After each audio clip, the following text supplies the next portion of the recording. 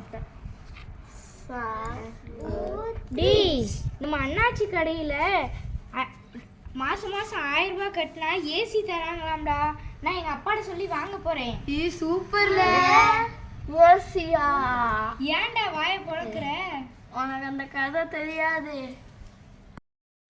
அப்பாடா, இந்த வெயிலுக்கு இந்த ஏசியை போட்டாதான்ப்பா சுகமா இருக்கும்.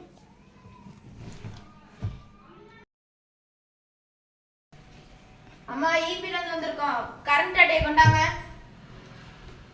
சார், இந்த மாதம் எவ்வளோ கரண்ட் பில் வந்தது சார்? 5000 ரூபா. 5000 ரூபாயா? டேய் சந்தீப், ஏசியை போட்டியாடா? அம்மா திட்டுறாங்க, ஏசி அமர்த்துவோம். இல்லம்மா, நான் ஏசியை போடல, நான் விசிறி வச்சுதான் வீசிக்கிட்டு இருக்கேன். இந்த கதையை கேட்டதுக்கு அப்புறம் நீங்க ஏசி வாங்கணும்னு ஏதாச்சும் ஆசை இருக்கா? நானும் இந்த விசிறியை வச்சு வீசிக்கிறேன்ப்பா.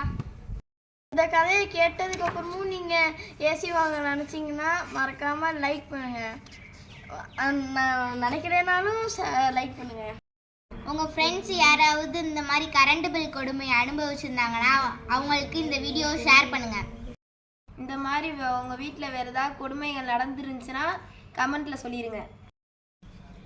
சப்ஸ்கிரைப் பண்ணிடுங்க.